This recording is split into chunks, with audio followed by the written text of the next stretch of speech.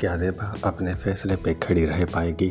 یا پھر اس کے گھر والے اور رشتہ دار اس کو واپس اس جہنم جیسے گھر میں جانے پر مجبور کر لیں گے؟ یہ سب دیکھنے کو ملنے والا ہے اس شاندار ڈرامے کے آنے والے ایپیسوڈز میں، کہ جس کی کہانی ہمارے ارد گرد موجود رہتی ہے ہر دوسرے گھر میں، لیکن ہمیں نظر آ کے بھی نظر نہیں آتی، کیونکہ ہم لوگ ایسے مسئلوں سے دور بھاگنے کی کوشش کرتے ہیں۔ تبھی تو یہ مسئلے سینکڑوں سالوں سے جہاں ہیں وہیں موجود ہیں، ان کے حل ہونے کے امکانات دور دور تک نظر نہیں آتے، اور اسی چکر میں بھگتنا بیچاری عورت کو ہی پڑتا ہے۔ ایک ایسی خاتون جو ایک ایوریج سیلری کماتی ہے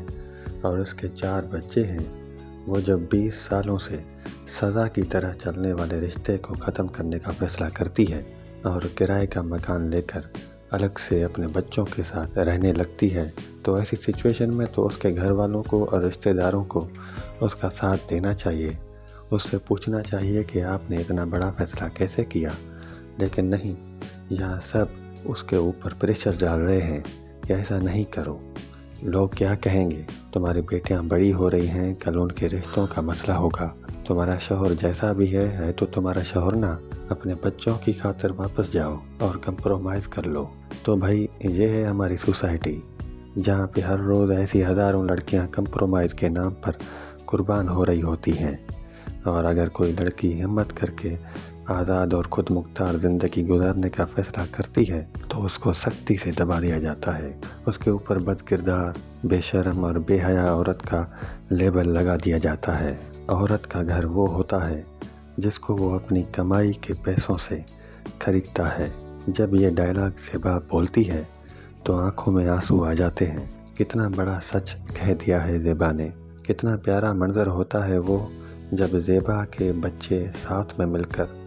نئے گھر کی صفائی کر رہے ہوتے ہیں، اور تب زیبا کو وہ دن یاد آتے ہیں جب آج سے کافی سال پہلے بھی اس نے الگ سے رہنے کا فیصلہ کیا تھا اور کرائے کا مکان لیا تھا، جہاں وہ اپنے چھوٹے چھوٹے بچوں کے ساتھ صفائی کر رہی تھی، اور آج اس کے بچے بڑے ہو گئے ہیں جو اپنے ماں سے بہت محبت کرتے ہیں، ان کو کوئی بھی کام کرنے نہیں دیتے،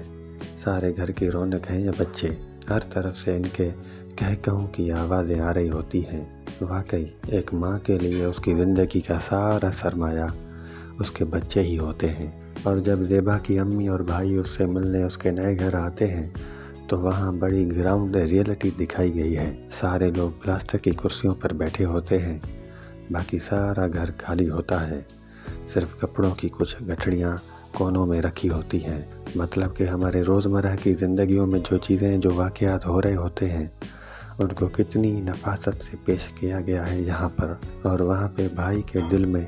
اپنے مجبور بہن کے لیے جو محبت ہے، جو احساس ہے، اس کو بھی دکھایا گیا ہے کہ وہ کیسے اپنی بہن کے لیے جو اس کے بس میں ہے کرنے کی کوشش کرتا ہے، جبکہ اس میں بھی اس کی بیوی سخت اعتراض کرتی ہے کہ وہ یہ سب کیوں کر رہا ہے۔ تو دوسری طرف جامی صاحب ہیں کہ جن کا غصہ ابھی بھی ٹھنڈا نہیں ہوا ہے، وہ اب بھی یہ سمجھ رہا ہے کہ زیبا اس بار بھی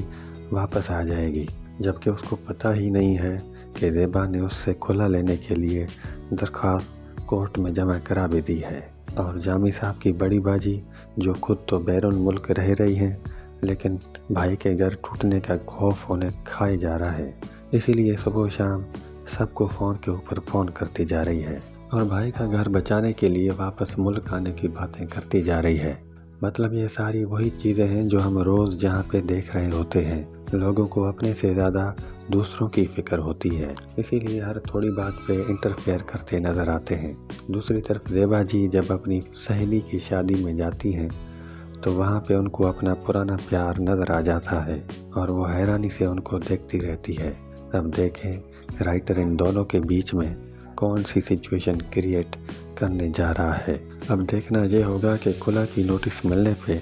جامی صاحب کیسا ری ایکشن دکھاتے ہیں۔ پہلے تو وہ بہت زیادہ غصہ دکھائے گا، پھر دیکھے گا کہ زیبا مان نہیں رہی ہے تو اپنے گھر والوں کو بولے گا،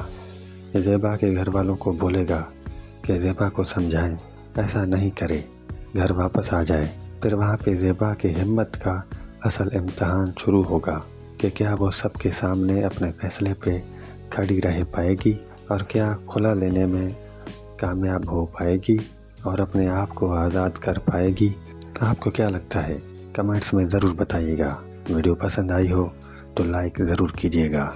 ملتے ہیں پھر اگلی ویڈیو میں۔